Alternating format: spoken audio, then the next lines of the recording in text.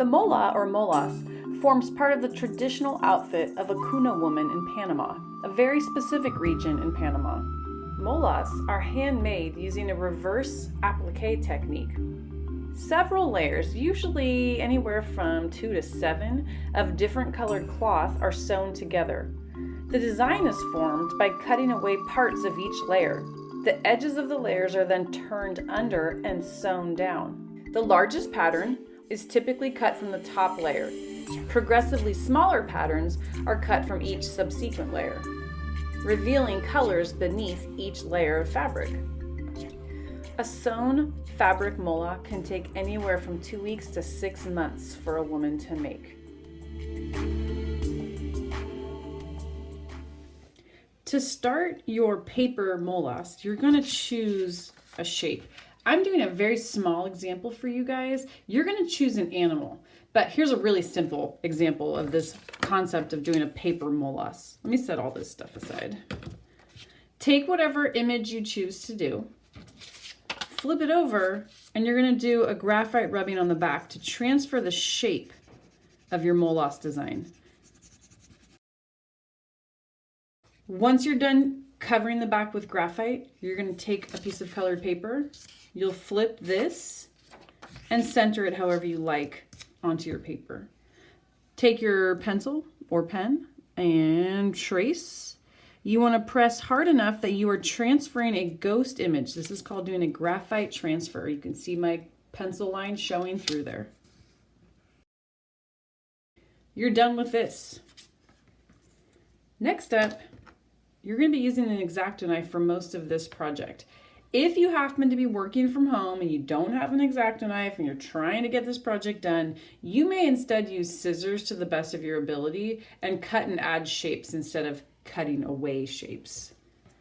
When we cut with an X-Acto knife, we never cut like this. It is not a ballpoint pen. It cuts in one direction. It's simply a knife blade. So see the beveled edge there? You always want to be pulling that towards yourself. We also don't cut by holding the knife tip like this, point down. We always angle it down so that the whole beveled edge can be cutting. So you're angling it down. I like to start by pushing down, sinking into the mat. You should be on a cutting mat. Always pull towards yourself. And when you need to stop and change the paper. Go back into that line. Make sure your knife blade is sunk down in and pull towards yourself. One of the things I look for is nice clean cuts. The paper should not be tearing. That means some of you will need to stand up because you need to press hard enough, and it's hard to press down into the cutting mat when you're sitting. So occasionally you need to stand up so you can put more vertical pressure onto the knife blade. Always turn the paper. Never try to do extreme turns with the X-Acto knife. When you're done cutting, it really should just pop out like that. This is garbage. This is your project. The idea of molas is that we cut away shapes, we put a new color behind it, we're going to glue this down, and then we'll cut more shapes out of that. Before I continue though, I want to also cut shapes out of my negative space, so it can't just be blank out here outside of your chosen shape. You can free cut this, or you can go ahead and draw out some designs that you want to do to help you cut.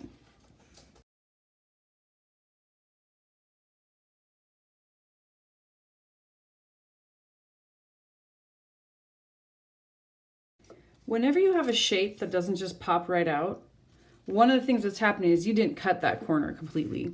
Don't tear it. That's poor quality. Go ahead and take your knife and cut that corner again. What you're trying to do is actually make sure those lines just barely intersect. And then that shape should just pop right out if you've cut correctly.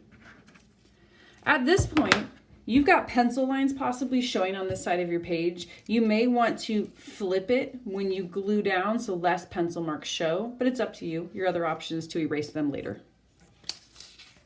Take a different colored piece of paper, your choice, and you're going to lay it behind there. We're going to glue this down.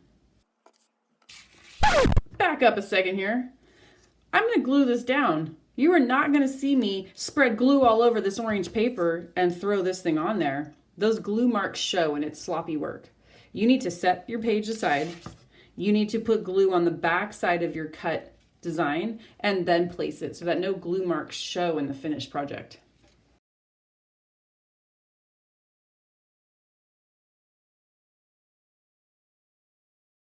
To finish your paper molas, you repeat this exact process. I'm going to cut more shapes to fill all these orange areas now, and I'll put another color behind it.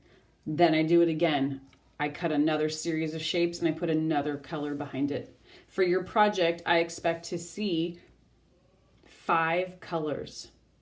That's 5 different pieces of paper with cutouts on 4 of them, technically.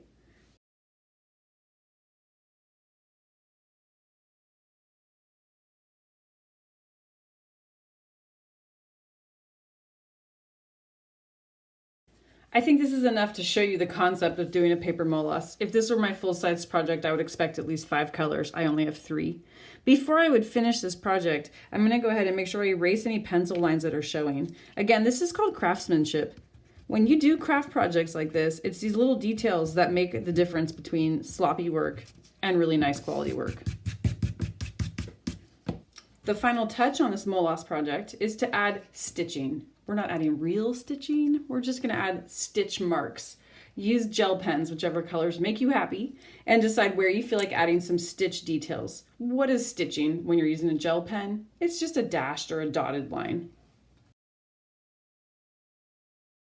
Add this contrasting stitching or gel dashed marks wherever you think it looks good. Sort of fill up the rest of your space to give this project some more interest.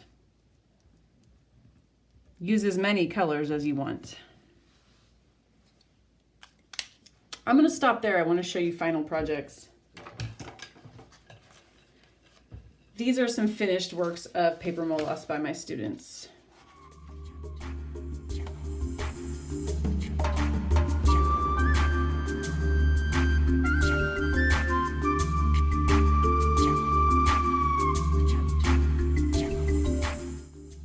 The rule is for your paper molas project, nothing bigger than 1 inch of plain paper. So when you see all this background detail, this student made sure that there was no area as big as 1 inch that didn't have something cut out of the paper. Keep that in mind as you complete your molas project.